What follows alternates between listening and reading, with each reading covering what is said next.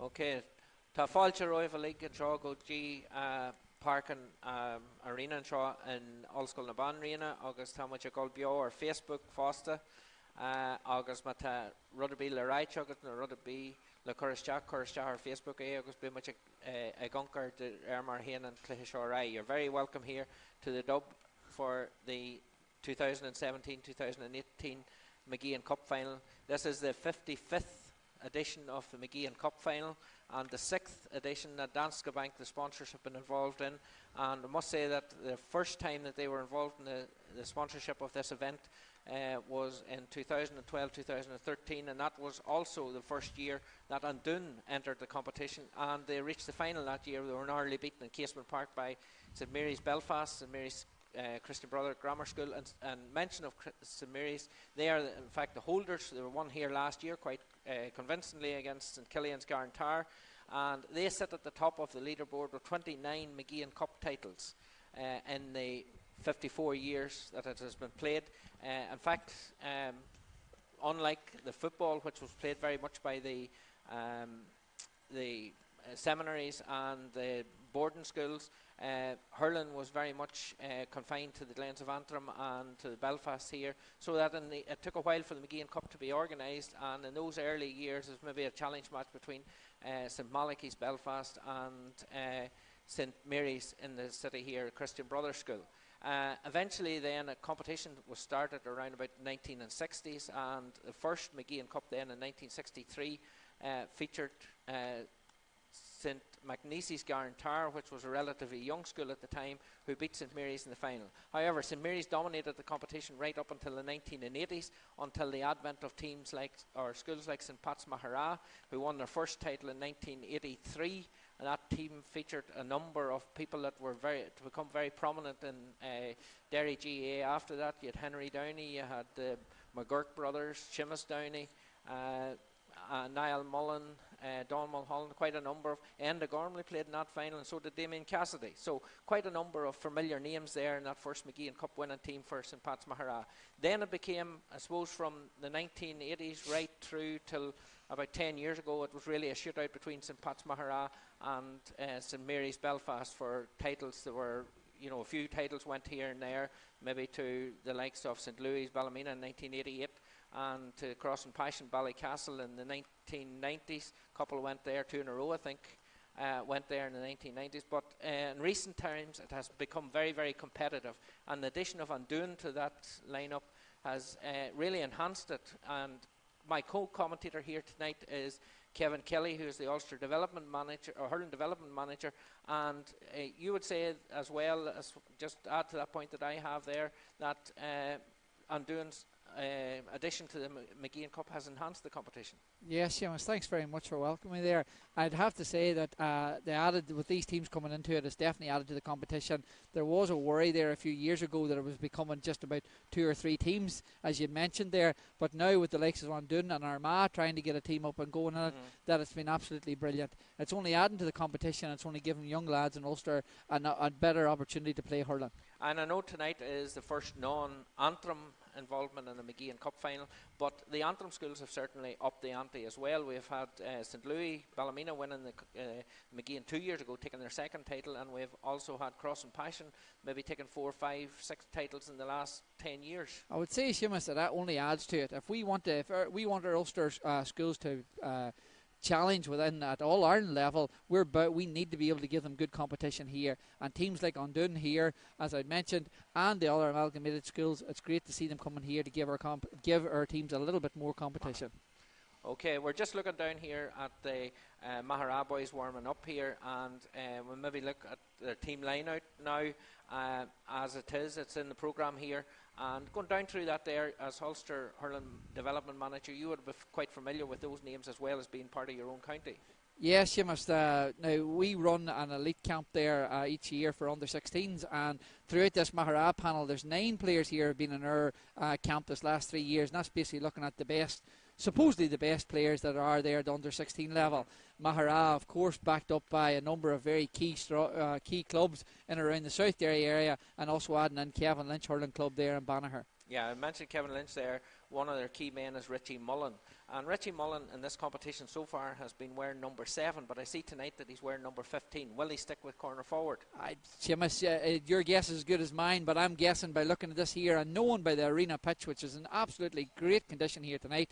It is quite a short field, and I can't see Richie being able to stay inside there, curtailment there. Richie's the type of guy that likes to get on the ball an awful lot, but I don't think he might be back as far as he was in the previous rounds. I could see him playing between the midfield and his half-back line. And involved in the Maghera lineup are as many as 6 of the Derry minor football panel that were in Croke Park in September there, and the following day Maghera fielded against Cross and Passion. That's the only game they won or they lost in the Mageean Cup so far this competition. Once they got the boys back, it's a much stronger team. It definitely is. Now, I would argue the point that the likes of Maghera have been able to use the dual player very, very effectively, as too of some of the other counties. I do know when we come on to the down team here, they have a number of dual players as well. But Maghera, in order for them to be able to participate at this level and to really drive forward, they do need them dual players all playing. Okay, and we'll look, of course, down will be in their familiar red and black. We're looking down through the down team as well, and there's quite a significant input by the Ballygalgate club there. The Coulter name, of course, is very prominent there. But you also would see these at the Ulster Elite Camp. Yeah, the Undone team there is represented, the starting lineup is represented by 6 schools there, and 10 in total in the panel. But within the club side, there's actually 7 clubs represented in the team and 8 in the panel. And as you rightly mentioned, Ballygalgate and Breda being the 2 dominant ones. Again, we've had a few players there that have starred for Ulster over this last few years. Not to mention there, one of the leaders there will be fullback Owen Kelly. Owen's a terrific player from Ballygalgate, and he'll be backed up very well by his forward line, who are exceptional defenders, unable to win the ball, but also take their 2 scores. Keep a special eye out for number 11, Conor McCrickard, and definitely number 13, Ryan Coulter. Yeah, mentioned Conor McCrickard there. He, of course, is a dual player, and he was playing in the McCrory Cup yesterday and scored 8 points for his school in the McCrory Cup game. So there's a lot of demands on these boys at this time of the year. There definitely is. You mentioned there Conor. Conor comes from a great family from Leitrim. His brother Pierce Ogue played in this competition as well for Undone. But again, another dual player. Unfortunately, we're seeing the same issue that there was with the St. Pat's Maghera players there as well. It's that time of year.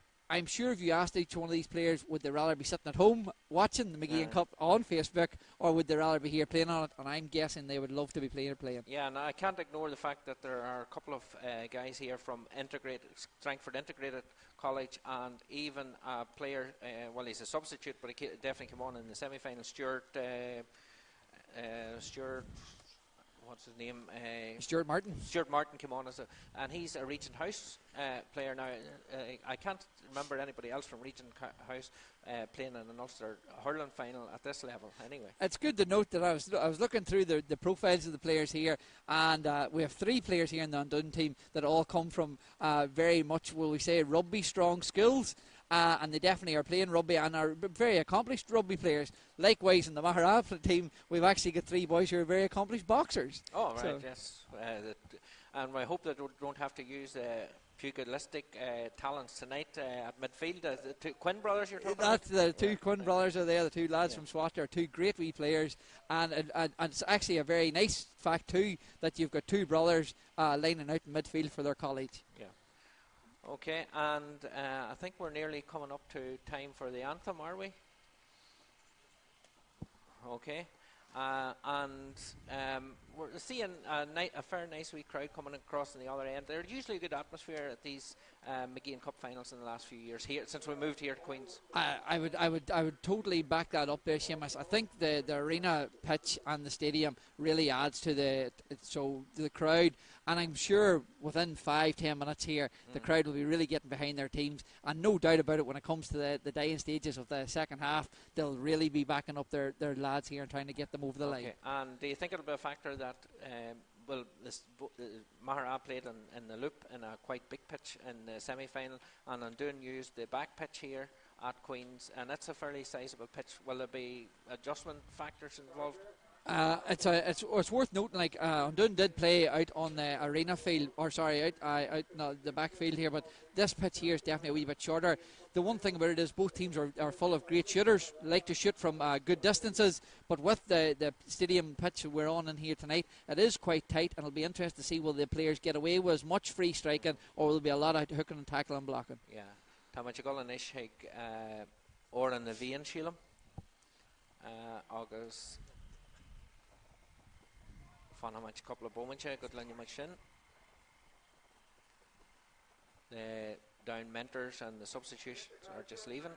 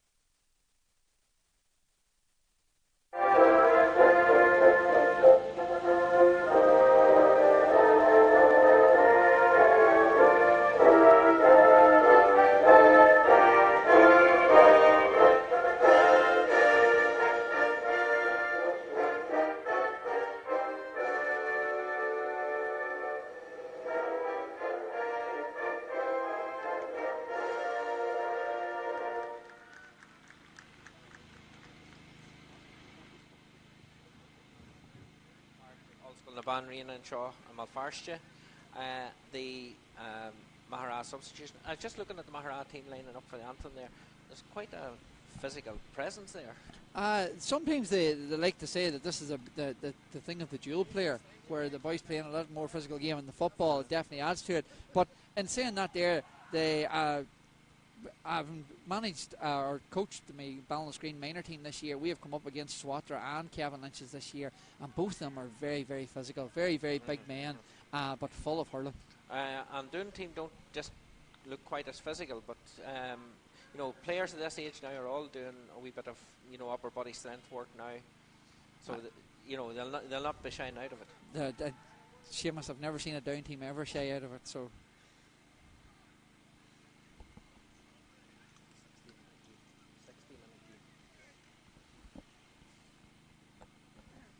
Okay, Brendan Tolan, the referee now from Lough Yarrick, Kainjan and Slitters Jan. We have the 2017 Mageean Cup final is underway. Played away by number 9, that was Caelan Coulter. Caelan Coulter right down into number 14 is Ronan Blair. Ronan Blair cross, but goalkeeper very much out well. Good control there, but he's lost his stick and he has to kick it. He kicks it 50 yards out. Picked up again by that's Rory Rafferty. Rory Rafferty, and it's right into Big Tiernan. Tiernan's robbed there by the way. Just remind you that the substitution was before the throw in there. Number 4, John Hughes, is not playing, and in his place Ronan Murphy. But that there looks like just got to the wide there, and that's Tiernan McHugh. Tiernan McHugh is a massive physical presence in there. Massive, and particularly in that's his role, target man and around full forward. And you can see Richie is still staying in here at the minute, so he'll be looking to try and play off him. But in fairness, I thought Matthew Macareevy there done very well to get a block in to get that ball stopped. Pushed him out a wee bit. There we have a puck out there. You can see it's quite tight as regards breadth, this pitch. Yeah, I've said that, as I said before the game started, Seamus, there's definitely going to be an awful battle here between the two 45s. The field isn't that wide, as you mentioned, but it's definitely not that long either, so it will be tight around the middle third. Playing short across here too. Number 12, Patrick McLaughlin, he's one of the footballers in. There's two more footballers. Tiernan lays it off to Richie. Richie Mullen turning. Richie Mullen cross, but it's gone wide as well. That's the second wide for Maghera. But a good opening for them. They're in on the attack. They're making chances. They're putting the down defence under a wee bit of pressure. That's definitely, I think it's edgy here at the beginning now. Nobody really wants to make any mistakes at the beginning of a Mageean Cup final. This one's coming in long. Is that picked up by Niall McNichol? Nicely laid off to number 15. Right. That's Tim Prenter. Yeah, Tim Prenter. Yeah, he got the winning goal in the semi-final. And Tim Prenter gets it down and the game off to the first score. Very well won there by Ronan Costello and popped off to him. Prenter's down Patrick man, but actually plays hurling for Ballygalgate, doesn't he? I think that's right, yeah. And his father and uncles played football and hurling for Antrim over. You're determined, Seamus, to get this Antrim thing into the Mageean Cup final now. Now, why would I be doing that as a down man? But here we go. Needed to win that. Liam McCann needed to win that there, but he's lost it again. And it's laid off again too. No, that's not going to make it. That there's Ronan Costello. That's a kind of weak effort there now. But that was well won in the first place by Prenter. You can see a wee bit of pace up in the down attack too, you know. Ball coming out. It's dropping on the other 45. This is, you know, fairly short pitch. Picked up by Rory Rafferty. Not quite picked up. There's a battle in there. Martin Quinn's fighting hard for it. Yeah. Rory Rafferty again. Is it going to on out again? No, too far for Patter. Patter McLaughlin just called for it, but it was played in behind him and he just couldn't turn in time. Downs really set up very tight here in their half-back line. Yeah. They're definitely crowding it out a bit. But it is easy to crowd that pitch out. It is. You know, as you could see, the puck out was landing on the 45. And there isn't a particular win factor tonight, I wouldn't think. And that's an excellent sideline cut. That is an excellent sideline cut. And it's looking like playing across.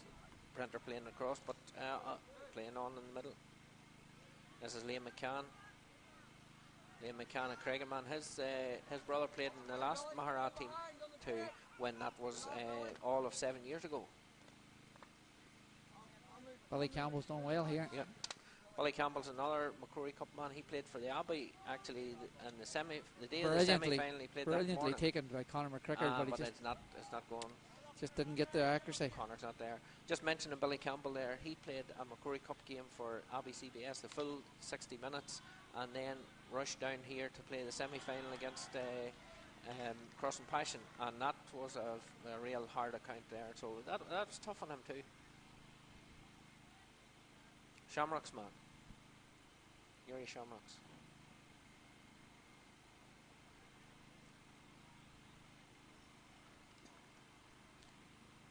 Down. It's Conor McCrickard here for the first free of the evening. Yeah. But down changed the free taker in the quarter final. But here we go with Conor. But he's not got the accuracy this evening that he had the last day. 12 points the last evening. Quite a number of those were for frees, but he was very, very accurate in the semi-final, and he needed to be because Cross and Passion put them to the pin of the collar. See him dropping down again. Nicely picked up.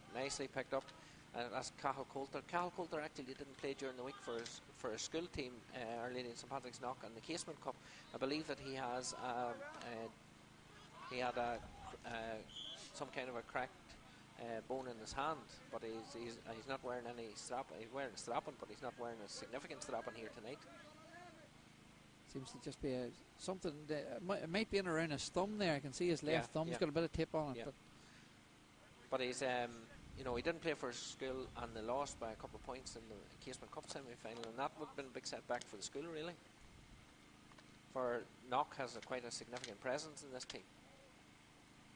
That's picked up by Rory Rafferty and a wee burst of pace. He's away now. He's still carrying it as he carries it too far. And he's done very well. So that's a point each. And we're looking on just over 6 minutes play. Slow scoring. A few chances with quick puck out. And we're playing it in here to Ronan Blair. Ronan Blair looks to be out of play again. Sideline to Undone. No, Maghera. I thought linesman got wrong. I thought it was overruled by Brenton.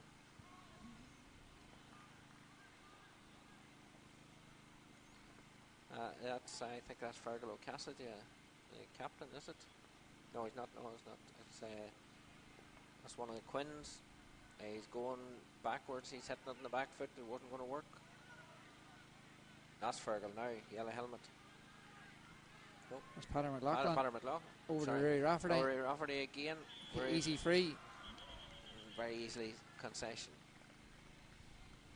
Referee Brendan just explained it to Billy Campbell that you know, just too high of a tackle. Richie will get his chance now. He did very well for long range frees against the Marys in the quarter final. All of them outside the 65, and he nailed all of them.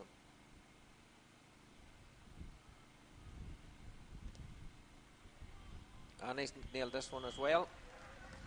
He's off the mark.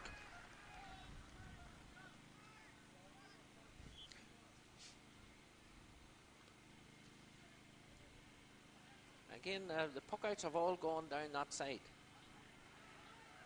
And this one's coming back with a wee bit of interest. This is very high. Very high. And Kieran McHugh will love this.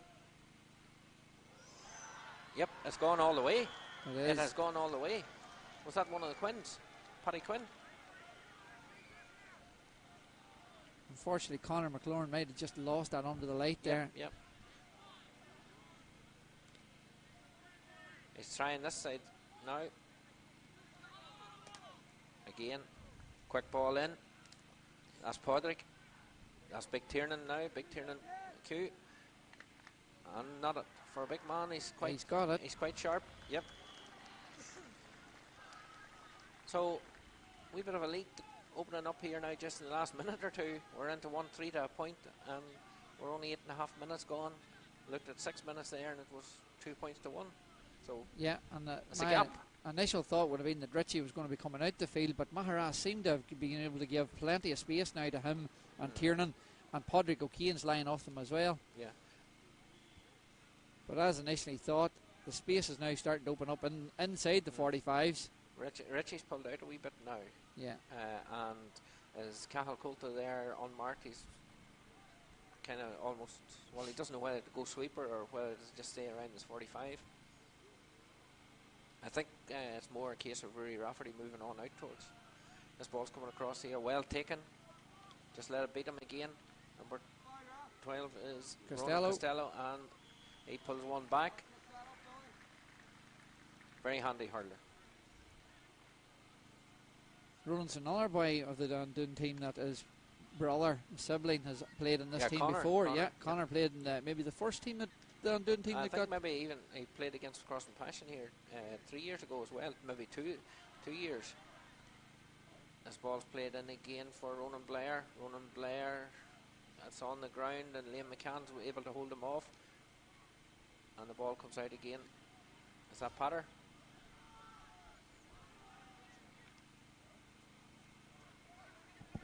Oh. Down seemed to have brought out Tim Prenter till a midfield, kind of a third midfield role. Oh, and didn't get that ball right through to him. Richie from halfway. That's looking very good. Halfway, of course, is only 65, which is, you know, a short puck for Richie Mullen. He's good wrist action. Great. The down boys will be looking to keep him very close on him. There's Cahill Coulter now on it, but you see quick the boys, Maghera boys, there's 3 boys come in around him before he even got support himself. But picked up again by Liam McCarthy. Great name for a hurler, isn't it? I'd say whenever he was being born, the father might have got the run of that one there.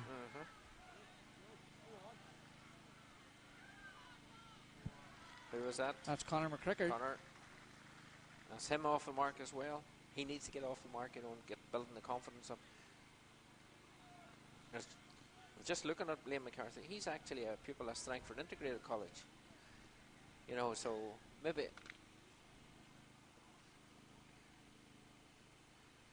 There we go. Number 10, Michael McCormick, moving it across, and it's picked up. It's very crowded in here. Rory Rafferty's very busy in around this half-hour line for Maghera. Yeah. But 3 players there for Maghera. Owen Kelly done well to win the ball, but he just couldn't get his clearance. Padder McLaughlin went a wee bit high. He didn't intend that, but any time it's around Richard or Tiernan McHugh, it's good enough. That's on a Quinn, but he turned on to his other side.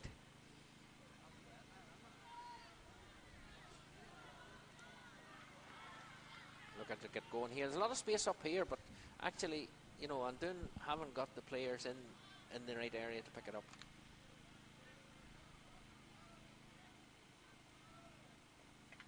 There's Conor McCrickard again. Oh, no. He went for his own goal. And it has gone wide. Just dropped there, feebly wide. That's one that you can be doing without, though. Definitely. Down would need to be trying to use the ball a wee bit wiser. That's their fourth wide. Yeah, that's Michael McCormick now. Michael McCormick going to have a go himself. See, Tiernan McHugh's up there. He can send any sort of a ball in there and he's going to cause a wee bit of problem, you know. That's Padraig O'Kane. That's gone wide. Snatched at it a wee bit.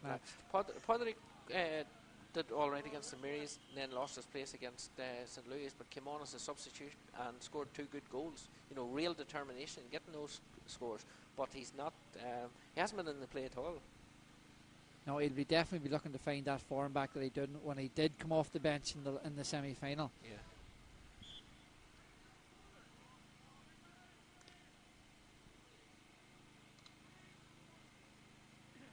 Well read there by Niall McNichol. Played from behind there. Niall McNichol's ball in again, and again into McHugh. And Richie's on to this here one, but his full-back did pretty well there. Owen Kelly shepherded it out over the line. But that was the football thing there. Niall McNichol up to Tiernan and Richie Mullen in again. Those boys have been playing a lot together in both coats.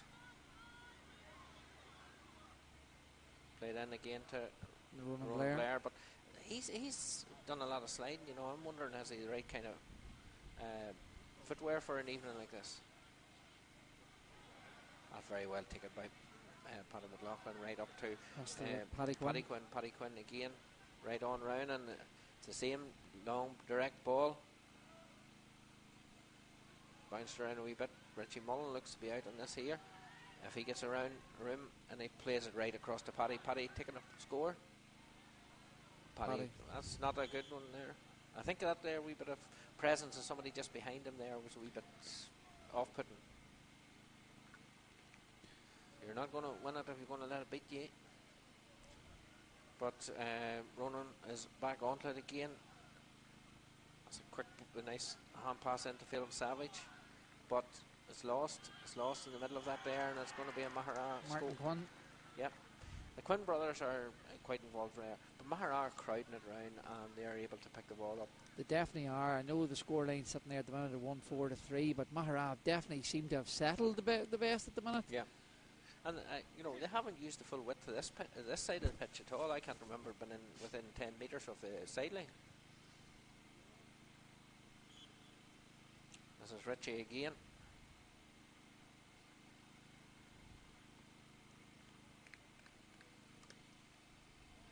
Very direct. 3 points, 2 of them frees. And we'll lead 1-5 to 3 points now. We're going into the 15th minute. First quarter gone now, but you have to say it was Maghera's quarter. It definitely is, but even at that there, I suppose in the first 15 minutes, they haven't been able to really get a complete control of the game yet. No. Down's making them really work for them. And the goal was, they didn't really work for the goal either. That's right.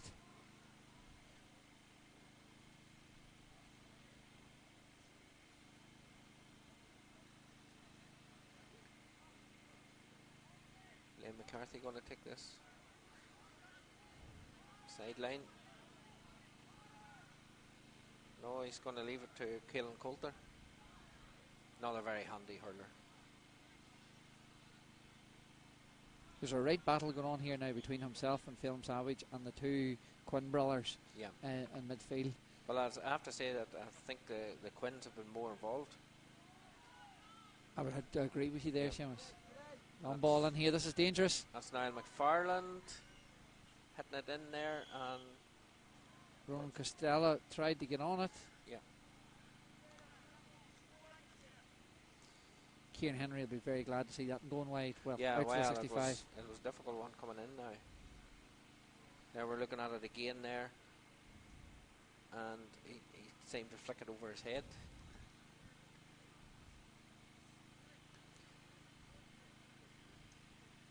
This should be in within Conor McCricker's range, judging the semi-final, but this is a final. And this is tail and wide. Tail and wide again. That's a couple, but wide. That's Conor's third wide of the afternoon. Yeah. And he needs to settle for his team to.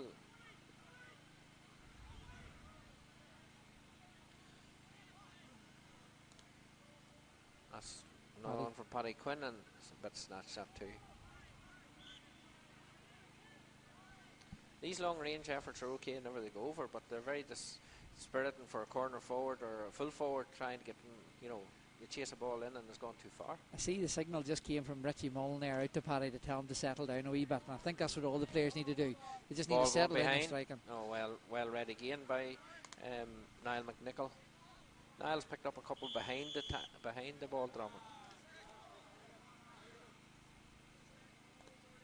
Advantage been played and brought back again.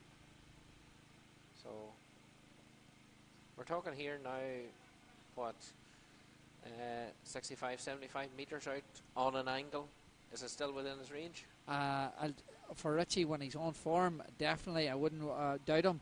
The other issue is that you've got Big Mageean there under the high ball, so it's definitely going to be in around the square at least. And you're very close to the sideline. You're only about, what, 6-7 metres from the sideline. And he's caught it. He has caught it, and that's beauty. Great score. Great score. Great score. And we just saw there, his striking action is brilliant. There you go. Maghera has one man up, you see, for those puckouts, and the other one then drops in behind. That's happened here with Niall McNichol, and it's happening over there with Fergal Cassidy as well. McHugh, great ball. That looks good.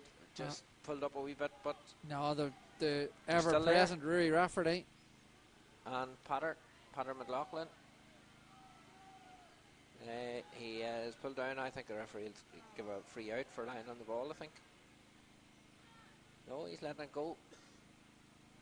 He's letting it go. McHugh flicks it. Big man has it, and that's an easy free now. And it was cute. He rolled himself into it. Yeah.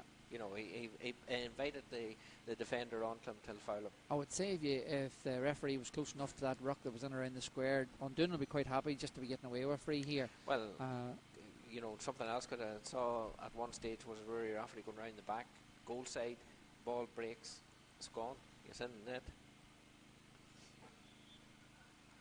Richie for point number 5. Yes.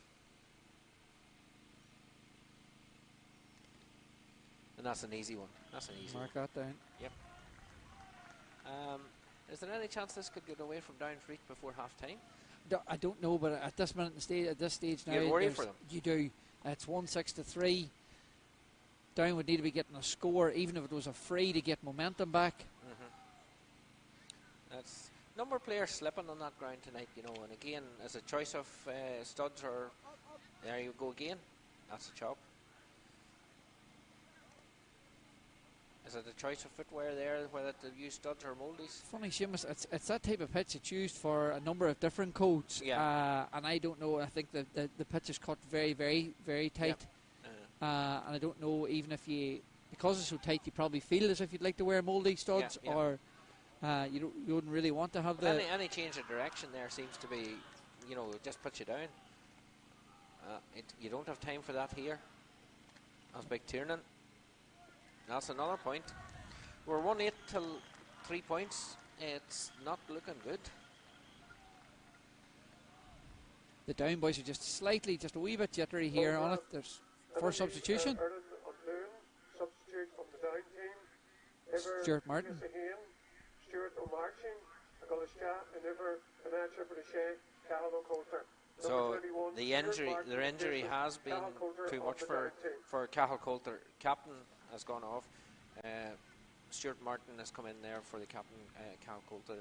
Mentioned there about his bandaged thumb, and I think it's just proved too much. he wasn't good enough, if he wasn't fit enough to play a match on Tuesday with a crack in his thumb, which he apparently Down or in here. he had to go for goal. He's and got it. First touch. First touch for Stuart Martin. Martin, Regent House rugby player. I see here now that Undun seem to have dropped Liam McCarthy now back into the sweeper centre half back role. Right. And he's under this ball.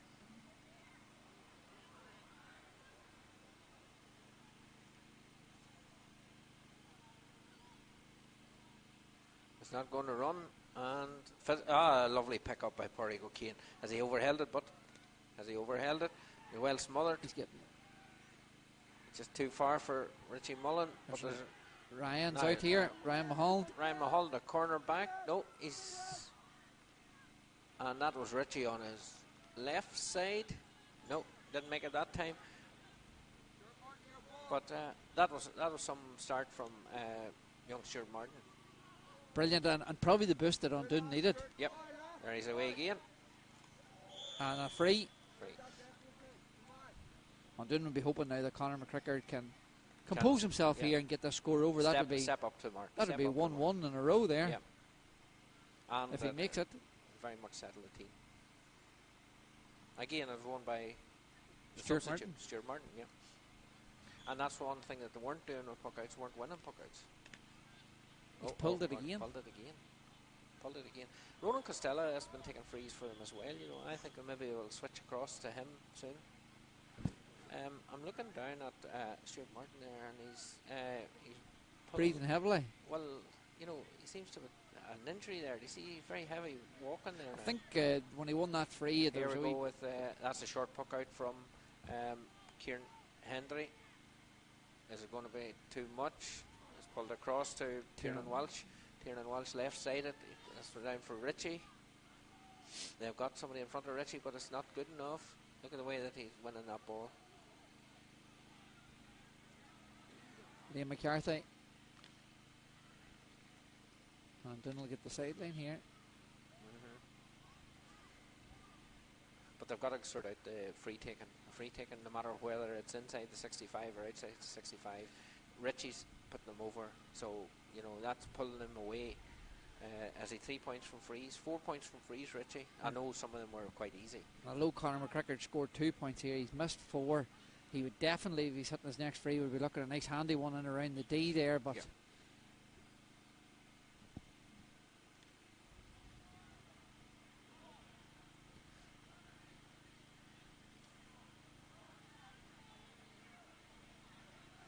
not there to come out to Fergal O'Cassaget. Left sided across. And Big Tiernan's out again. Great Lovely pass. lay off to Patter, is it? That's Patter McLaughlin. That looks like a goal. Pulled it right across. Great play by Tiernan. Yeah. It's good to show that he's not a one-trick pony. No. That's a nice wee flick. It's great to see there now, Seamus, that there's a great crowd there built up there. There has been now, but they haven't really got involved in the game. Not yet. No. And that's unlike a Maghera crowd, because a Maghera crowd tends to be very vocal at these things. Probably harder for Undun to get the same volume on it. That's number 7, Billy Campbell, has moved forward as he left side of the short ball. It's a great ball. Yes, a great ball across to Ronan Costello. He's in. No, he's not. But it is now. Ryan Coulter. Ryan Coulter. He's a guy that had a very good game in the semi-final now. And again, it came from Billy Campbell working on the overlap down along here, played it into. That's well played by the goalkeeper. Poor Niall McNichol is down here with a bit of a bang to the head, and he's actually come off Kieran Henry here. I think it was the two, the goalie and defender. Yeah, that's what happened. And Kieran Henry, you can see he's struggling there too. It looks as if it's his hip. Yeah. I hope Niall a double whammy. I hope Niall McNichol's okay here, because up until that moment there, Niall McNichol was having a fabulous game. Yep. Yeah, it was the two of them collided. So it makes it more interesting now. We're down to a 2-point game where we're looking at an 8-point game a few minutes ago. That's it. Around 4 minutes to play here. There's that goal, the first goal there, just gone in there. Totally misjudged by the goalkeeper, and he'll not want to see that again. Great to see Niall McNichol here running out of position, and Kieran Henry looks okay as well. So just no temporary injuries. temporary come. There we go. That was the second goal from Stuart Martins came on, and again the goalkeeper parried it but couldn't stop it. We're looking back into live play here, and Maghera power through again. That is good. Score. That's again for Paddy Quinn in the middle of the field, the goal scorer. A good response from Maghera. Definitely.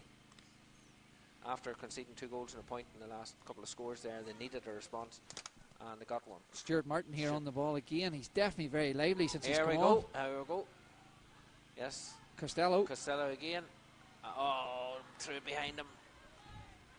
They really needed something out of that there. And Rory Rafferty's covering a lot of ground.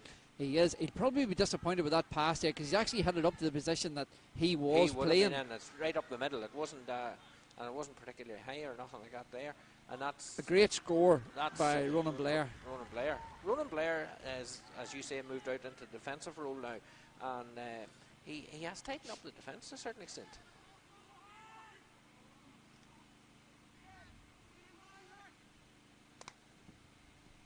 This left wing has been used now, and it's put a wee bit of pressure on him. Or McGill. That's an easy one for Paddy Quinn. Paddy Quinn stepped past him. No. That gives it. Well read by Phelan for Savage. And a good handy free. I wouldn't say it's handy until it's over the bar. Yeah, I'm giving it to Phelan. I'm sure Phelan has won. I'm seeing Ronan Blair coming across to take this here, and Conor McCricker's gone on in. So down have switched the free taker.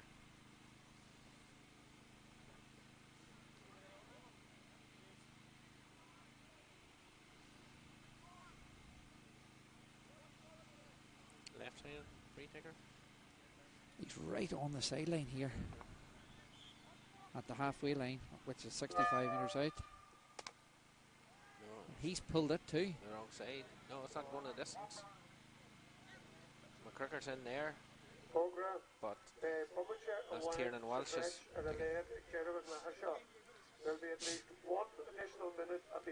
We're just hearing an announcement here that the referee has indicated that there will be at least 1 minute of additional time at the end of the half. An interesting half in many ways. You know, with the early dominance of Maghera, and then those 2 goals really put Undone back into the picture again. Well taken, very well taken by the other Quinn, Martin Quinn. Is it too far? Is it too far? Too far. It has been, you know, it's like Maghera enjoyed their dominance early on and really punished Undone during that particular period, but those 2 goals have really brought it into a more interesting game. It definitely has, Seamus. I'm sure Undone were not thinking this here 15 minutes ago. No. And we looked again at, you know, I asked the question, would we be out of sight before then? That's Prenter. Yeah, Tim Prenter again. His second point of the game, and we're now well closed down into a 1 point game. Could we go in level? 40 seconds. Michael McCormick's ball just a wee bit shot too high. And that's Podrick too short again. Rory's got through a lot of work, desperate lot of work. And there we go into Ritchie. A free in. Referee had the hand up, well in advance of that there.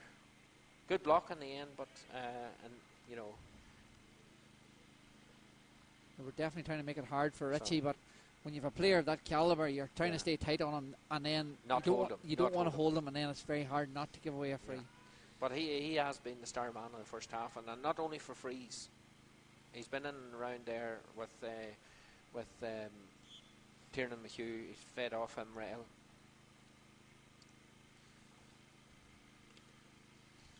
And he takes his 6th point of the game, and I think that there will be half time.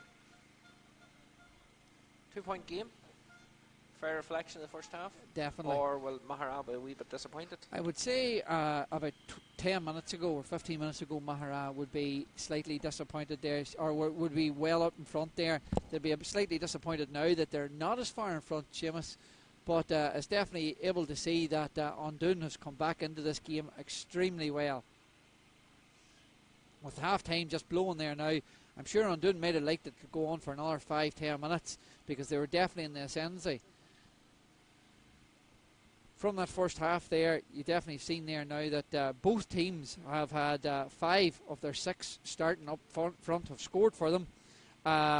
With Down after making, or Undun making their substitution with Stuart Martin coming on, they have now 6 forward scoring, just Niall McFarlane, who hasn't got on the score sheet for Undun yet.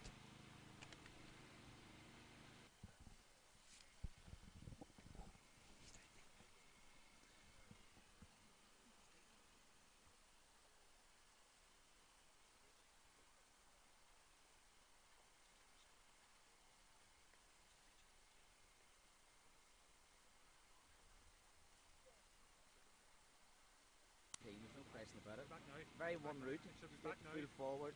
Young Mullen, young O'Kane working off him, and Kid McHugh really working hard up there. But certainly Richie Mullen looks the lively soul out in the pitch there. But you've got to give it to Down. They stuck at it.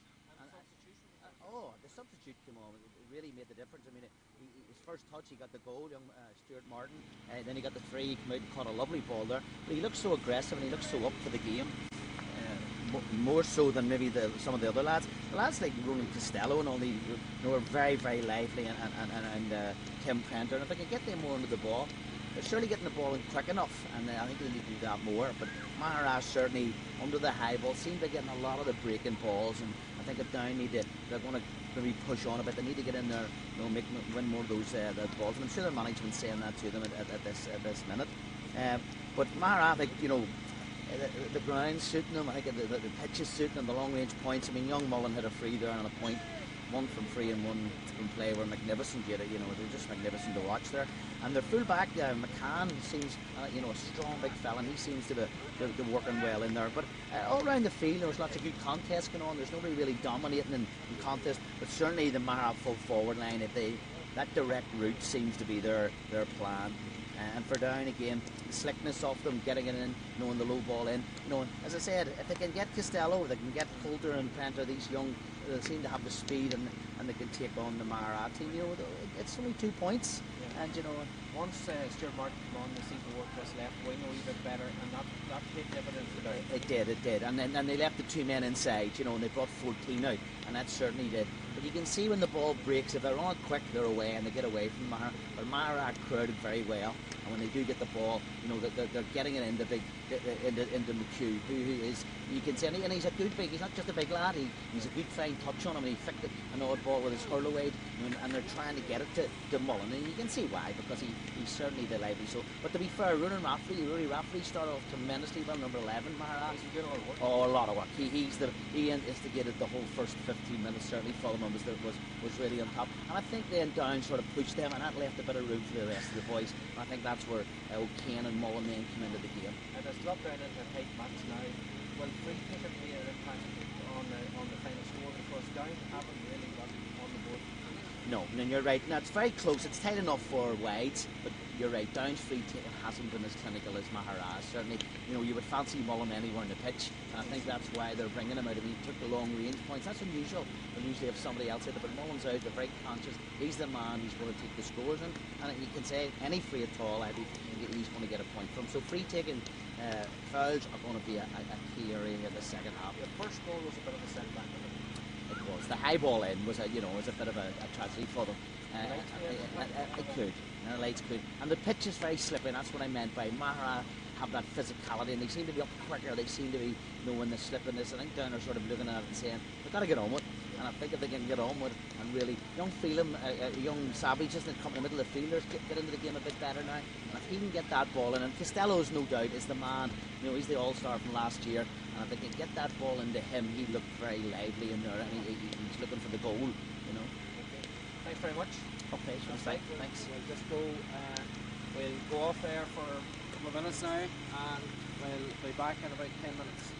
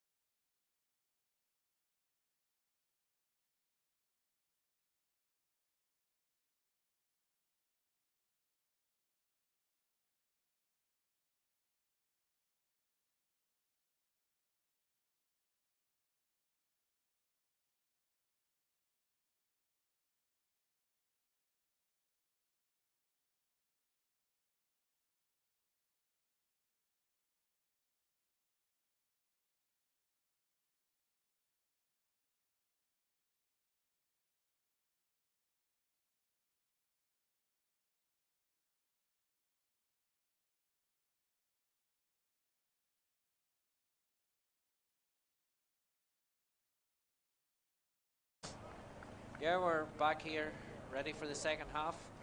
And I'm trying to see if there are any changes. Maghera are only coming out at the moment. We had a wee look around the down team, and there doesn't seem to be any changes in the down team. And I wouldn't expect anything happening in the Maghera team, would you? After that first half, I can't see there being too many changes on either side at the very beginning of this game. I think both teams will be probably.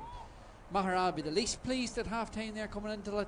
Down will definitely been very happy with the way they finished, but it'll be all to see what happens here in the next 5 or 10 minutes. We can really grip this game there.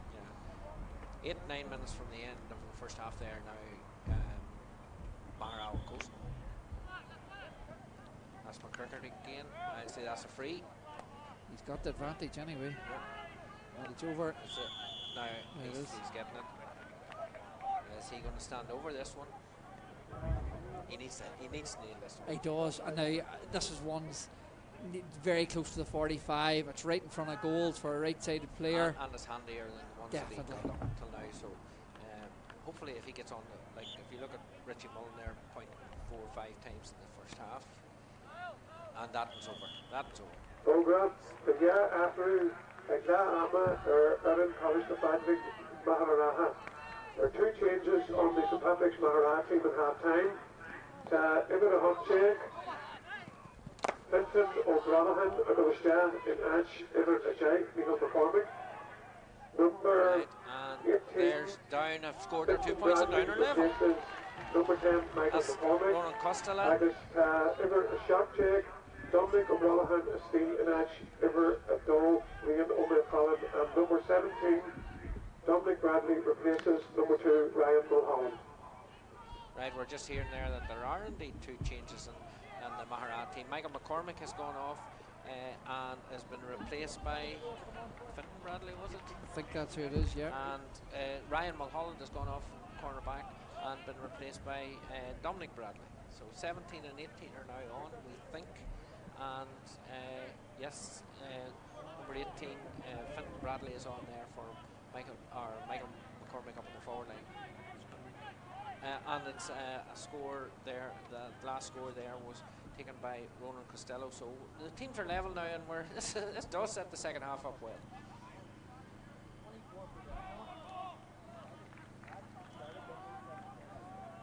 This is a great lift for Down, because even when on that sideline now, they put a, the 2 points have given them that lift.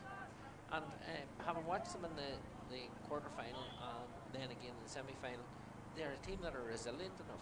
8 points was a big gap. It definitely was. Now they didn't panic there coming into the last 15 minutes of that half, and they definitely worked very hard, and they have started the brighter in the second half here. Yep. And hungrier. Now they weren't putting themselves about like that there in the first half. Well, appearances can deceive. That's Liam McCann now. A good long ball from Liam McCann. Oh, well taken. Very well taken there. Not just the intended clearance. And not the pick up this time. The Down boys are in a lot quicker. That's Caelan Coulter. He's not going to get rid of it. Phelan Savage will not be happy with Phelan that Savage, pass. sorry, Phelan Savage, the other midfielder.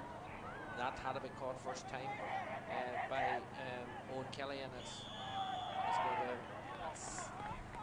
This is easy for Richie. Owen Kelly will be disappointed with himself there. Seamus, He dropped it and then he didn't take possession. Correct, and he gave away a handy free there. So we're looking at Richie Mullen now, but my calculations in the first half, he had 6 points, 5 of them from frees, and he's putting over frees from everywhere. This is easy. He's very accurate. This is around the exact same range there as Conor McCrickard had. And it's been taken in for some reason. It's definitely so a lot easier. You want to make it a wee bit easier. I think it was a given anyway.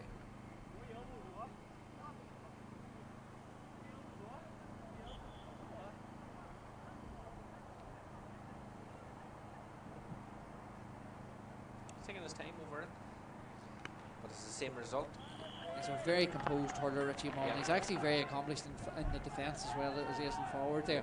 Regularly plays centre half back for Kevin Lynch's there as well. Yeah, that surprised me, because I would have known him through schools as an out-and-out forward and a very, very accurate forward at that. But he did say in the interview that after I saw him in the semi-final, he said that he played a lot in defence. That's the substitute again there who made an impact in the first half, but I see Maghera are hungrier in there again. And is that Rory Rafferty way back at corner back now? It is, and he's covered some ground. He definitely has.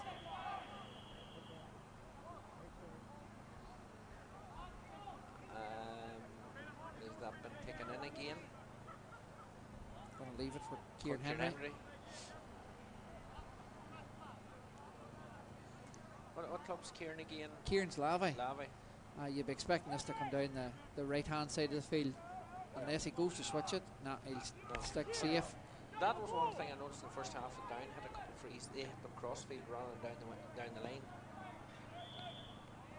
Sideline, it's gone over the sideline. You could see Richie coming out to hit this here. This could be well within his range, you know. Remember there was talk a few years ago about 2 points for a sideline cut going over the bar now. The likes of Joe Cannon and boys like that there can do it with regular. Do you think it should be, is it a defined skill that's worth 2 points? Seamus, you know something, I think there's too many defined skills in hurling. You'd be awarding 2 points for everything. Definitely, I think the sideline's definitely a very good skill, but you often find if there was 2-pointer, you'd have an awful lot of men trying to shoot them all the time, and it might not be good use of possession. And it mightn't be good for corner forward. Definitely not. He didn't quite catch that there one, but it was saved well from going wide initially and then knocked out. Bar a very good sideline cut in the first half by one of the players. The grass is very tight down there. It'd be awkward enough to try and get to hurling underneath and it. I think that's what's contributing. It's so tight, that's what's contributing to so much sliding and slipping around the place.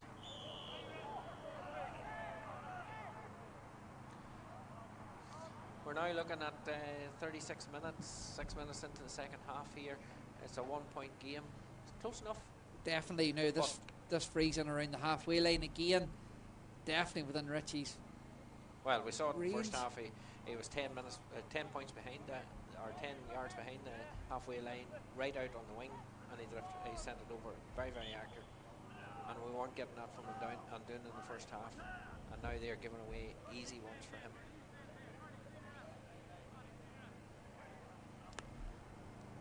Go for Latton's tail a wee bit. McHugh, aye. 65. No. Oh, he's given it a point. No, it's one umpire has waved the flag and the other one has indicated 65. In fairness to the poor umpire here with the point flag, I think he's seen his counterpart putting his hand up and thought it was over the bar. Yeah. So Tiernan McHugh done well there to get in there. That ball was dropping short. It's going wide. And he got a hurl on it. But and they forced another effort for Richie. And this one's a wee bit more central. But he did sky it a wee bit. He did. He'd be glad. He didn't catch it just quite. If he'd be glad to get a second chance. If he puts this over the bar, he'll be happy with the reprieve. Interesting stance. Because he almost takes a step backwards to get them. No mistake that time by Richie. He tends to put one foot across the other as he steps forward. It's an awkward stance, but it's effective. Definitely effective. That is not a very long poke out from Conor McLaurin. Well picked up, and a lovely pass right across to Tim Prenter, is it? That's Tim Prenter, yeah. And Tim Prenter. Great hook. Well done. And he goes round and blocked again, but Tim Prenter still in on that ball.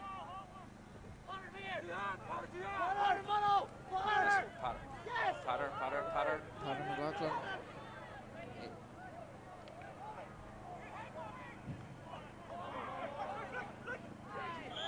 Yeah.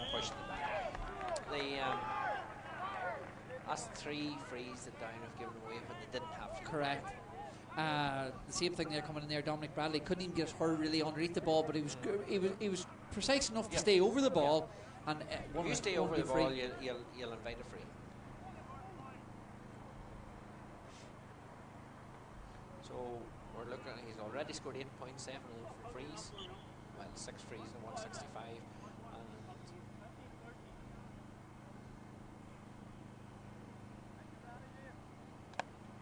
And that one's over.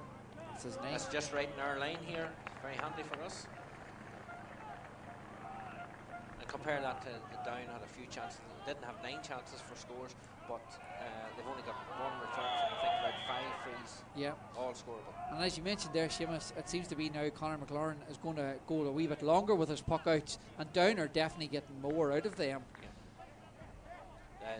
The last couple were just hitting the 45-metre line, and that's not good enough. This is McCrickard again. And he's got his range. He's got his range.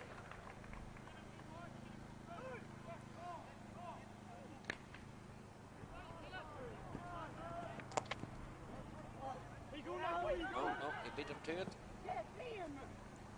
He started off 5 metres behind him there, Patter McLaurin. Did. And I have to say, I think if Patter had stayed in his feet, he'd been away with the ball a lot easier. That's a good sliding tackle, but not quite a pick-up there, as we do from Oren McGill. That's Oren McGill from, well, he's from Glen, but he is hurling for Swatter. Remember Gary McGill that played football for Derry, ginger-haired chap? That's the son of his. So we're now looking at the, there has been a lot of frees. It's been very, very scrappy this second half compared to the first half, where there's a lot of open play in it. The game has definitely not settled down yet. Oh, Richie's in. And he picks out the player. Bradley didn't catch it. That was a great pullback, but maybe just that wee bit behind him. And there you have Ronan Blair clearing it. That's taken by Martin Quinn. And another free. Another free. And a 10th point for Richie. You wouldn't bet against it. No.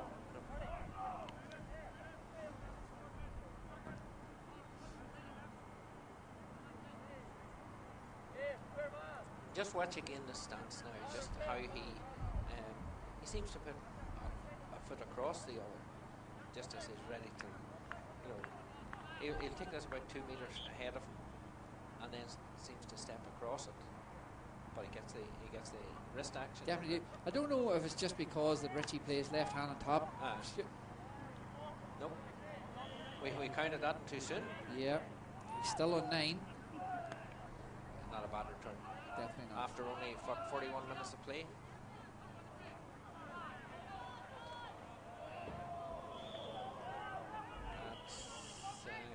I thought that was young Martin, Stuart Martin. I thought he got a hit there. That pole is very close to the line there. Yeah, the one thing with Stuart Martin, you'd mentioned that he comes from one of them rugby schools. He's not feared of throwing himself about. Like, no. He definitely throws his body in. It's a different thing throwing your body around where there's hurdles around. Yeah, don't really want to hit the leg.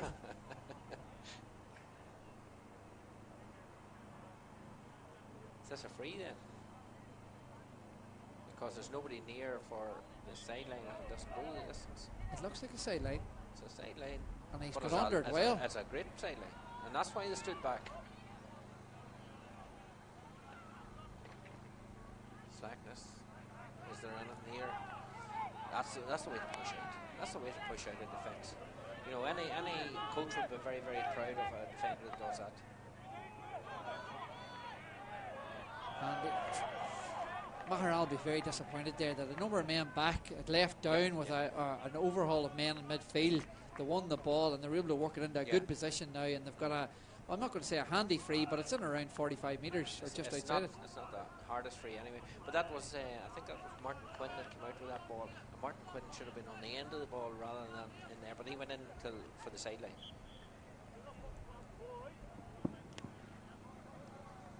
Free takers moving now. Conor McCrickard has definitely got the sights well warmed up now. We're talking about 3 frees each for those two boys in the second half now. 6 points. All of them from frees. Big Tiernan's not going to make that.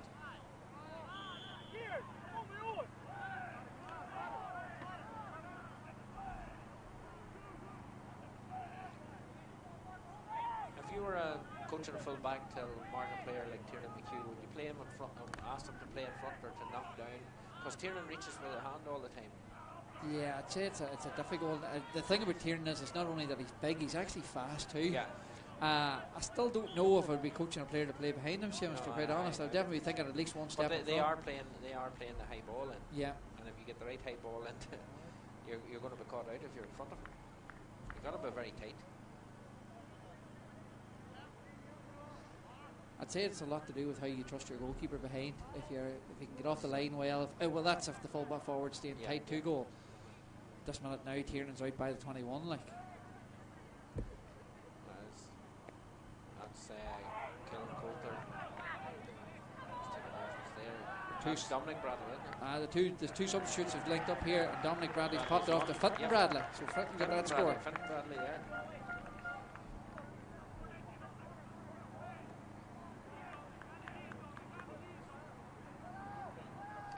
So we're going to be talking about substitutes making an impact, but Stuart Martin has become less of an impact during the second half. Maghera, I think, caught on a wee bit more.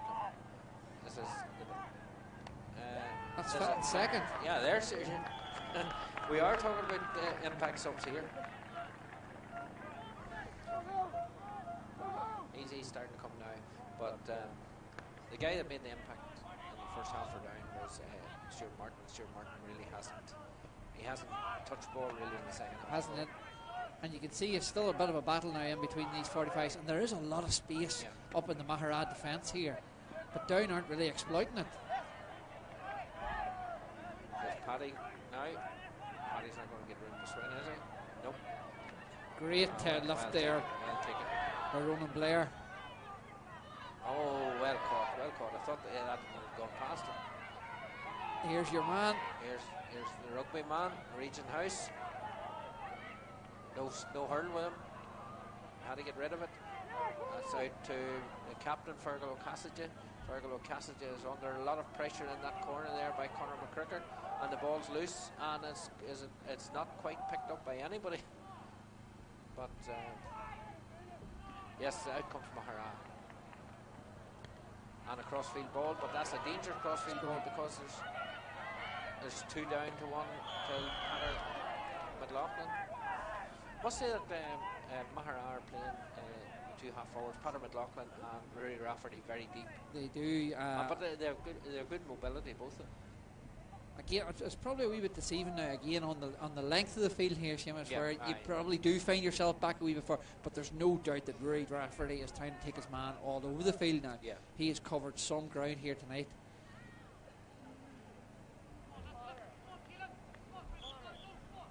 But in each case, the centre half back has stayed on behind. So that's over. That's over for Conor McCricker. McCricker again, 4 points. Centre half back, the down centre half back is now Ronan Blair. Ronan Blair. He has stayed back a bit, he's played with and allowed Rory Rafferty to go.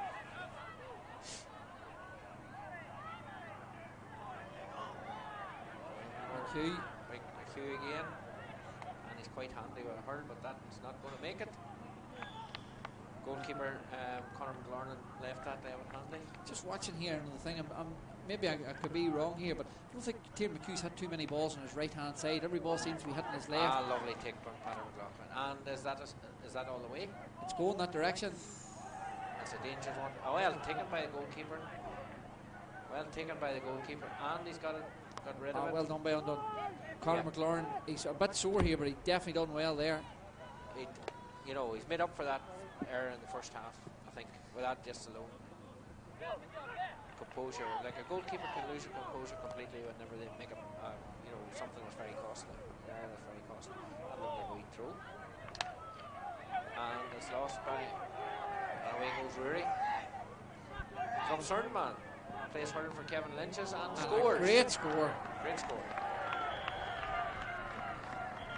So we're 3 points ahead now. That's Rory's second point there tonight. I think Brenton's going to show a yellow card here for the attack.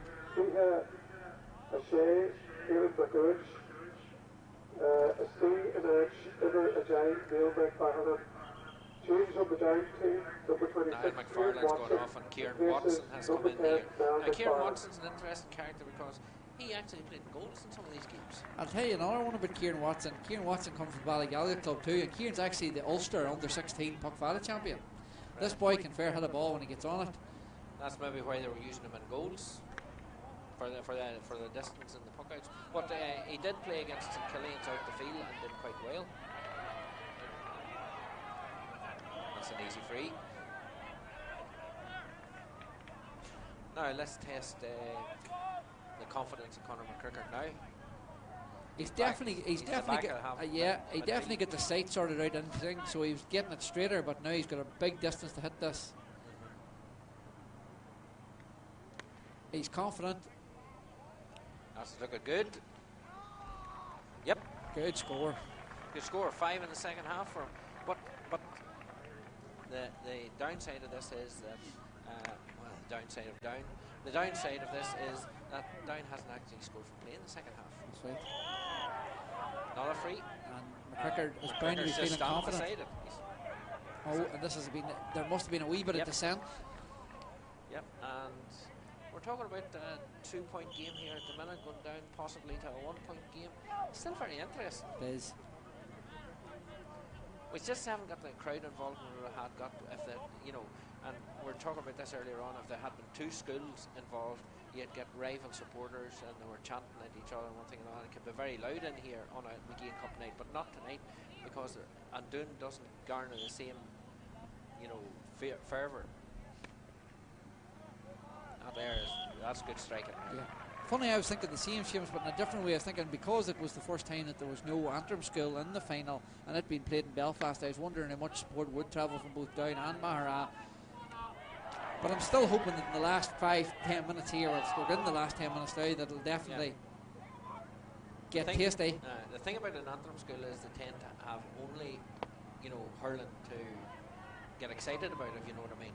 Whereas if you have a dual school like Maghera, there's always a lot more goes to Corey Cup. That's a lovely score from Richie. I think it might be wide. Wide. No, it's wide ball.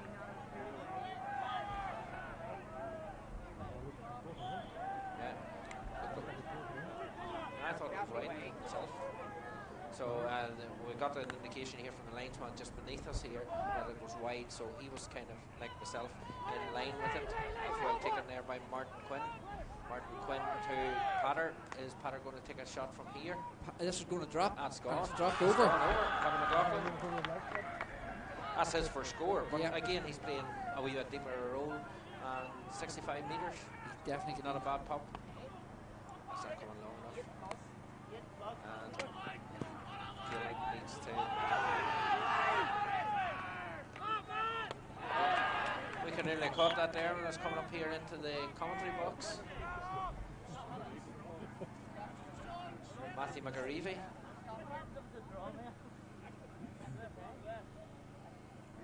There's a wee bit of an injury there, isn't? Would it be? Is he doing a stretch? Patter McLaughlin doing a stretch down along the line here. The pitch is. Well, it's not bad. This is too short.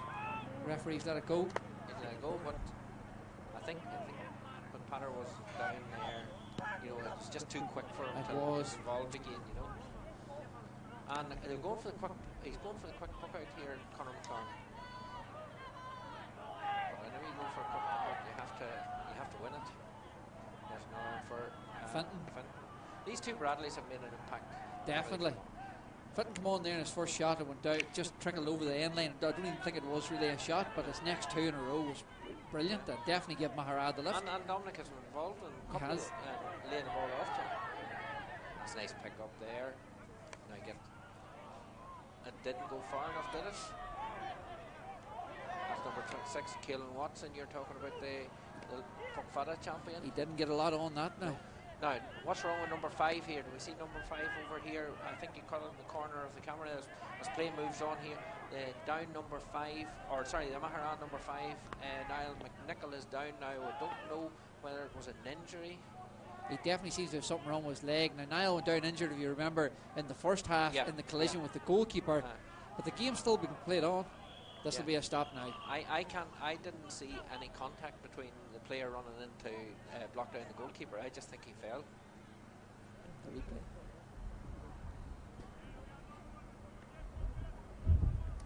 hope to God it's not a bad injury, Seamus. He seems No, to no, no, no. It looked, it's possibly a leg injury, but it wasn't contact. No, but that's why I'd But, just be a wee bit worried and around ankles and knees. That could be worse, a knee injury or an ankle injury, you know.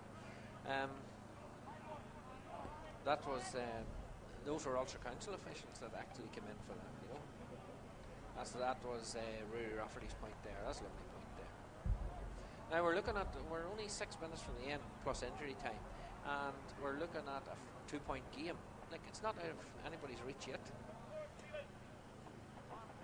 It certainly is not, and you would be thinking that there's a good chance that if someone could tie in a wee goal here, it could be exactly what Maghera need to take the lead and keep going. Or it could be the thing that if Undone was to get a goal here, it would take them back into the lead. Kevin, I'm just getting word here that our viewership for tonight is around about 1,600 people watching, which isn't bad for a first-time effort for an Ulster Schools match. And that there one looks a good one. No, it's gone wide. 1,600 viewers on tonight, all listening to us.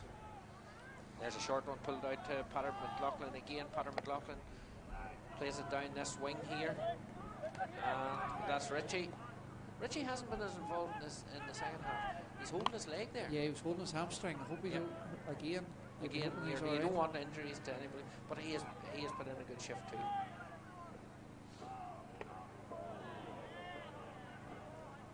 They're coming away.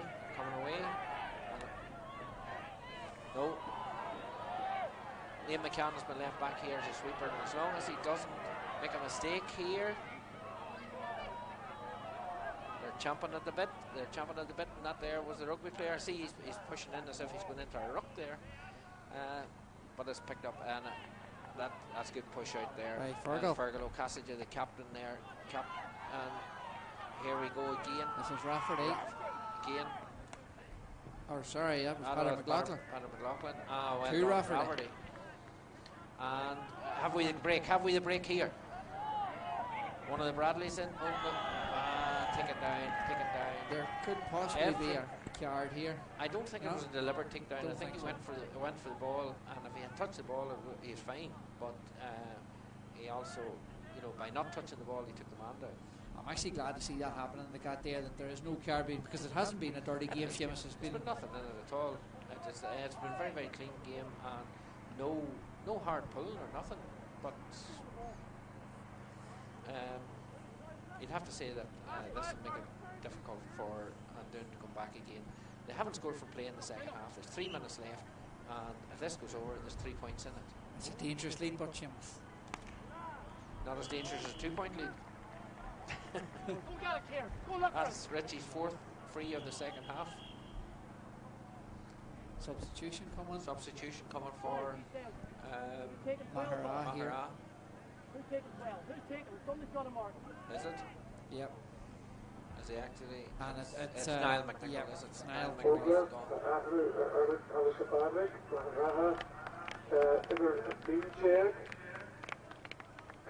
McGilligan, Cahir McGilligan is coming. Cahir McGilligan is in now for Niall McNichol, and Niall was down a few minutes ago there. So Cahir McGilligan comes in for the last 2+ injury time. And the 2 yellow helmets of Rafferty and McLaughlin. They have been very busy today.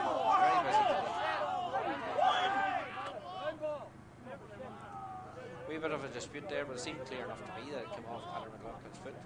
I suppose there's a wee bit of play acting at this time of the game, We've got a very good angle up here, Seamus. It's a lot clearer than the referee had.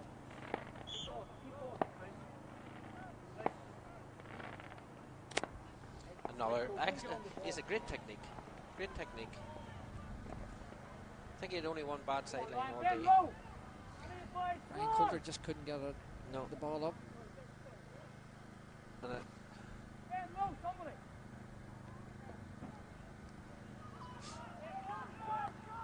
that's Caelan Watson. Sorry. Caelan Watson is wide.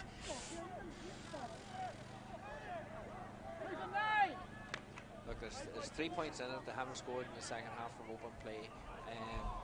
You know, and for long periods in the first half. You can see here now that Maghera is trying to shut up shop. Seamus Ritchie's heading back. Yeah. And they're moving. It's Cahir McGilligan, but he's not going to come. He's only coming out. No, he's going to halfway. He's going to number 2. It's actually Liam McCann that's moved up. Is it Liam McCann? Yeah. Is that Liam McCann?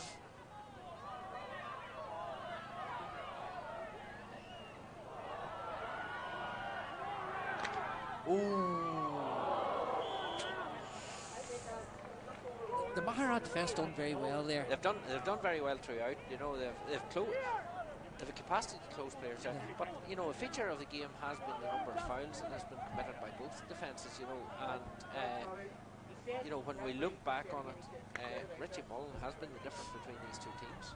And you'd have to say that if Conor McCricker, although he was poor in his frees in the first half, he's kept down well in this first frees in the second half. You'd wonder now. I think that there one's over carrying, is it, or maybe out of play? But just to go back on it now, if he had taken those 3 or 4 chances in the first half, we could have been looking at a different situation here now, where you know both teams are fighting to. Whereas as we stand at the moment, Maghera's protecting the lead. That's a free. I thought it was a sideline. Big Watson not going to make it, and away comes Padraig O'Kane. Padraig O'Kane just walked into that tackle, but he got the ball away.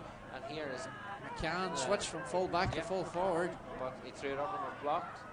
And they're still fighting for this ball. Good ball. Have they got it to a point scorer? He's not going to go the distance, but it's Padraig O'Kane's now down injured here too. I don't know if it's cramp or it is cramp. Wasting. But he done well to make up at that distance, because he played the ball from near his own 45, and now he's in. Here we go, Conor McCricker. He has to look for a goal. He could have taken his point from there, fancy. But it's very, very hard to keep your feet in this game. That's the point. Nope. That's wide ball. That's a bad wide. That is a bad wide, you know. And the same from Caelan Watson, shooting from a bad angle. That was a better angle to shoot from, but you know.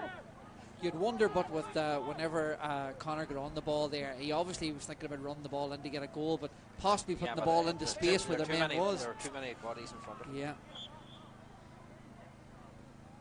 And you can see him, you know, Conor McCricker stretching there. He had a tough Macquarie Cup game yesterday, so he's not going to, you know, it's a bit much asking him to put in the extra yards here now. That's Patter McLaughlin again. But it's a wide angle, but it's coming very tight. Nope. Now we are in the second minute of entry time.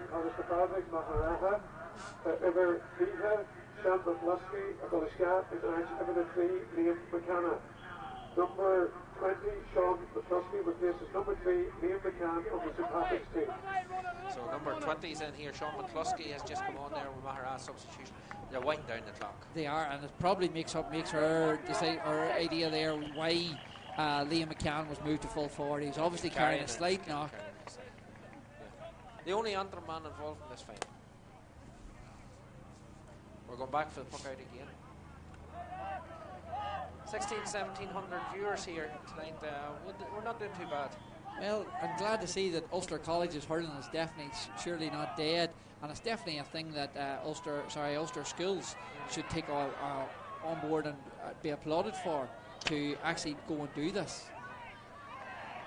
It's not got to the level of Macquarie Cup, but then there are more teams that are in the pot for the Macquarie Cup. You know, there's a lot more interest. Here we go.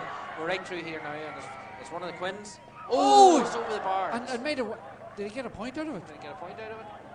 They don't know. I think he got a point. He did. He did get a point of it. I think I made the it would be very unfair of Paddy Quinn there for breaking away there if he didn't get a score at least. There were 3 men going in. There were 3 men running that in. That could have been Paddy's second goal there. But 4 points, it's too much now, no matter how much entry time is played now. It's too short. And the Rory Rafferty has covered some ground. If you were picking a man of the match now, I think that Richie Mullen has done the business on the scoreboard. But, you know, the likes of Peter McLaughlin, Rory Rafferty has covered the ground Yeah. and got on ball. I would say, you know, that middle third there where they've had them boys in there like Martin Quinn, Paddy Quinn, Ray Rafferty, Paddy McLaughlin, they've done some work there for Maghera tonight. Yeah. But there's Richie. There's the end. That's the final whistle now. 119 to 212 win for St. Pat's Maghera, and that's their 13th title. Their first title was in 1983 when the team was captained by Johnny McGurk. Yes, the Johnny McGurk that scored the point with his left foot against Dublin and sold 15 boots after it, saying they all kicked that winning point. Johnny McGurk was the winning captain in 1983, the first one. With Collie McGurk the following year, and the third year it was Seamus Downey. And you know, they've had right down those, they won 3 in a row in the mid-80s, moved on to the early 90s and picked up another couple with teams that had featured Jeffrey McGonigal and Brian McCormick, those boys.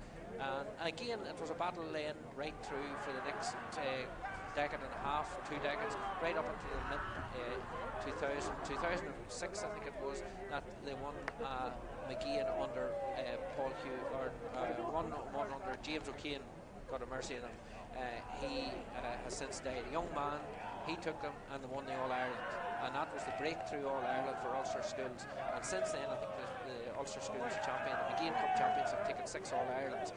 And certainly you have to look at that there Maghera team. I know there's a big break between now and there's a lot of football between now and February, but you'd have to say that team is fairly capable. There's no doubt, Seamus. Ulster schools have been doing very well, going down and into the O'Keefe Cup. And you would definitely favour, that's a very big physical strong Maghera team, and you would definitely be backing them.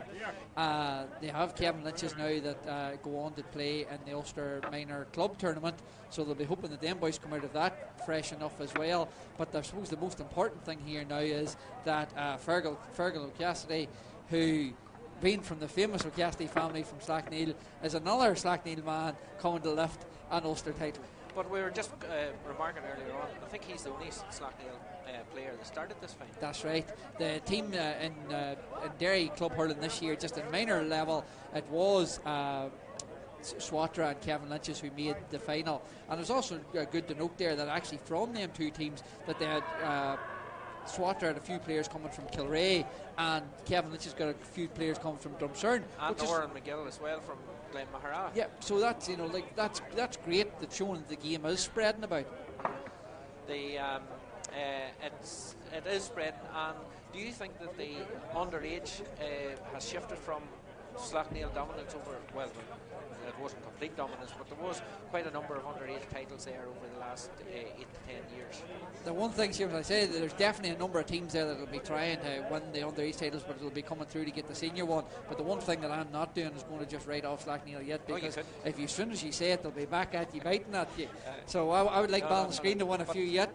Yeah, well, the point was made by Chris McCaig, I think, after the Ulster Club final, that you know, everybody was talking about how young the Dunloy team was. Yeah. He actually claimed that the Slackneil team were in fact younger than Dunloy, and yet Dunloy was the up-and-coming team. It would scare you, Seamus, how many players that Slackneil have coming through. They're just absolutely brilliant, keeping players involved. And a good all-round performance by Maghera. And not too far away, but again, if you look at the stats, in the second half, they didn't score from play, and you can't win a final if you don't score from play in 30 minutes. Aye, but if they come back a wee bit, I'm seeing it right on their shoulder. For the presentation, and I'll maybe catch a word with Neil Pete from the Antrim management, just to explain something of how the game went. Call it out.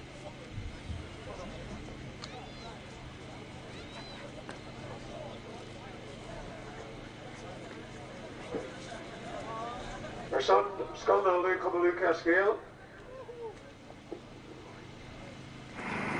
Our son, Sconaldo Cumbaloo Cascale, and his Danske Bank.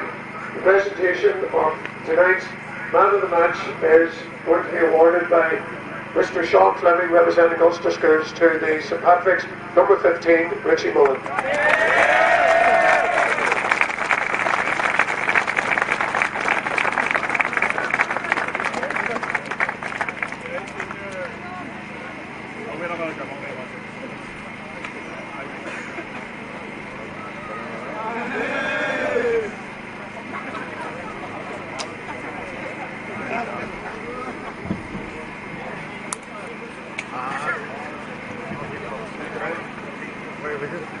presentation of Danske Bank, the Mageean Cup, will now be made by the Danske Bank representative, Mr. Rory Clark, to the St Patrick's Maghera captain.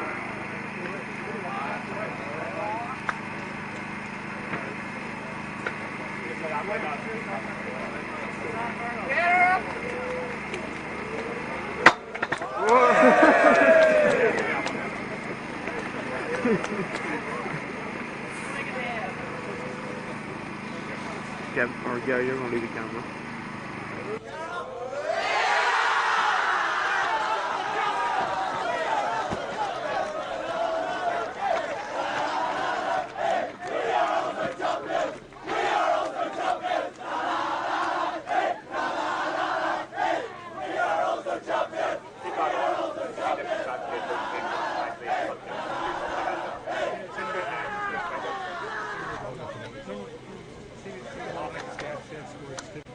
Our son, Scoanalu Comalucas Gale agus Danske Bank, Bwailam Kogaja Hesiano Lishan Daund Asan Pleha Inta Bra Sportshil Ogsha Dunanok.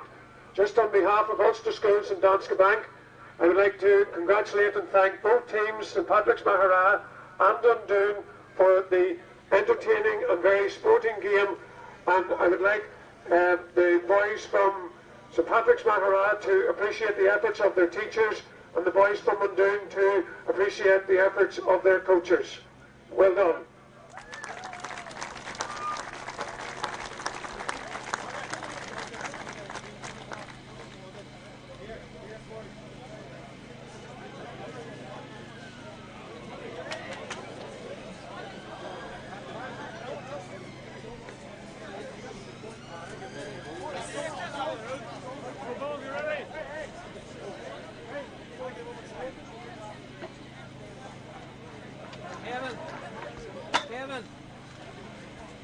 Kevin, ask him, is he ready to go?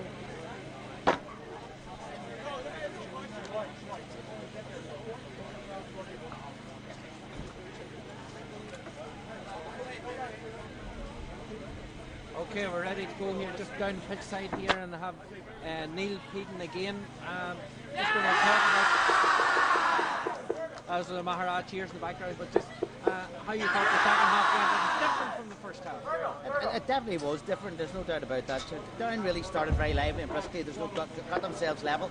But Maghera are cute enough, you know, they seem to snug out. Young Martin came on, they seem to sniff them out very quickly, and Maghera stepped up the pace, I thought, in the middle sort of part of the second half, and got some really, really good scores. They're very, very lively around the middle of the field. Paddy Quinn, I thought, had a great game, and he started to come into the game strongly, I thought, in the second half for Maghera.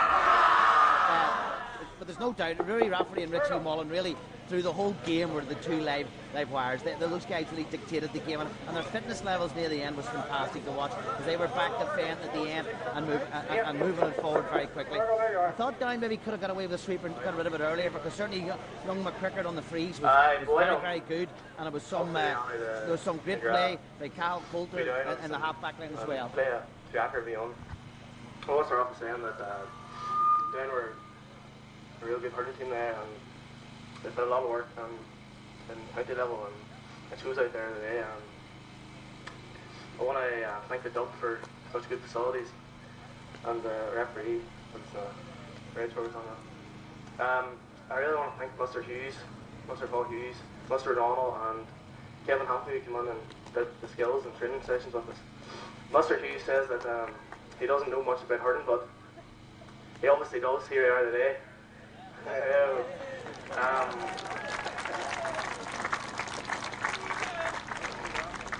want to thank Ms. Musson, the Board of Governors, and all sponsors for the help as well. Anything we asked for, we got. Ulster Schools for putting on such a good competition. It's unreal, the standard increases year after year, so everybody to gravity, boys! Yeah!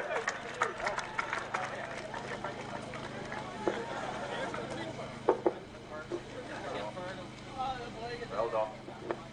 Okay, and Neil, you were just saying there, we were a wee bit surprised that they actually went and made two substitutions at half time. Those two substitutions, I'll get you later, Mark. That's very true. I wouldn't have expected any substitutions at half time, but the two lads did come on, and certainly the number 18 lads, Fitton Bradley, got two lovely scores, and 17 was Dominic Bradley, was lively enough as well. But I mean, Maghera just on the night, the physicality told, there's no question about it. But I mean, you got to say, down are slick. The surface maybe didn't suit their style of hurling that low ball in, and the fastness up front with Prenter and young Coulter. Young Ronan Costello showed a wee bit. He had a great chance with 3 minutes to go to get a score there, but fair play to Maghera. They blocked him out really well, and then went on there and got that final score at the end, hitting the crossbar. There's always something happens in hurling, you know, and just Maghera just seemed to stick at it and kept it going. And certainly their fitness, you got to be credit to their fitness as well, because that was a hard night on that pitch, and their fitness proved really strong in the end. When during the second half, they really closed out. When both teams were kind of closed out compared to the first half, it was very, very hard. Maghera kept them scoring.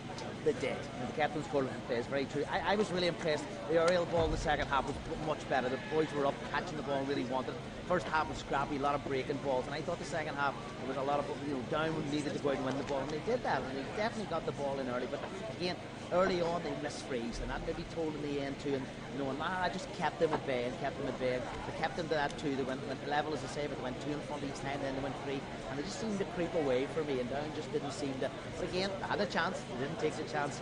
I say that 3 minutes to go, and it's just unfortunate. But on the night, I think Maghera would have deserved to win.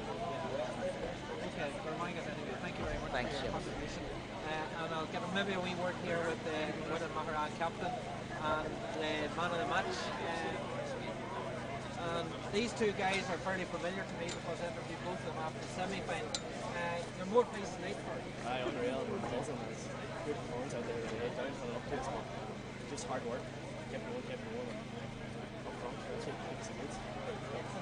In defence, it worked very well as well. I think they didn't allow him to score from play in the second half. They did. Brilliant, sharp, fast players, and they were under immense pressure, but kept going. Didn't let them, didn't know we're in tight to them. Absolutely ecstatic. Just looking at the scoreboard here, Richie, 10 points. Should be 11, but We all look at the one that we missed, like, but 10 points up on no, thankfully got better than the last day. Anyway, last day just didn't go for me. I think it's because we were number 7 and not 15, but we weren't 15 tonight, and I think it helped me tonight. What was the team performance? Oh, I definitely we knew they came under the match of the game we won, and our defence, the down forwards have been racking up massive scores throughout the competition, and we knew that if we settled that down and we worked hard, we had a very chance, and thankfully we did that tonight, and we played well. The pitch probably suited you because it's left right I definitely we pray for rock ball and a lorry ball and Down seen them they like to pass the ball out in more space, and this pitch here definitely was that just because there's no more space now. Well, not as much as they would like, but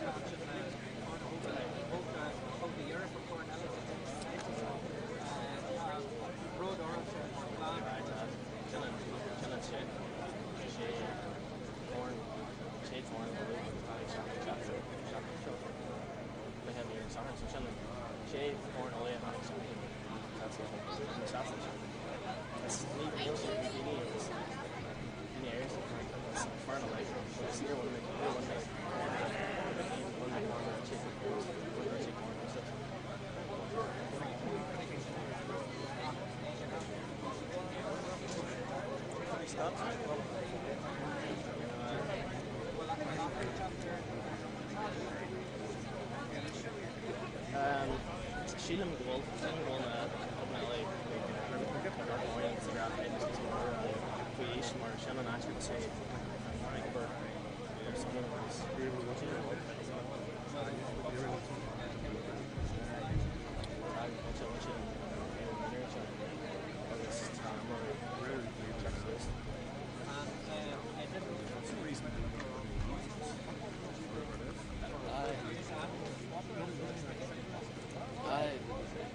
the final last week was a tight contest. There's a couple of wee fallouts in the pitch last Saturday, but we knew that was going to be close group, good group of friends, and got over that last week. Thankfully, my team was on the right side of it. But aye, football is on too. It's nice to see. Aye, there's schools there. It's a stronger football clubs. Paddy McLaughlin there as well. He's playing soccer, like he plays football now, and you can see he's every bit as good as all the others out there. So it's encouraging to see that. Aye, good ones. Do complete work courses and all that. But overall, I'm quite looking at 13 tonight. No players in there, 13. First party tonight. Thanks very much, boys. Mike, have anything to Right.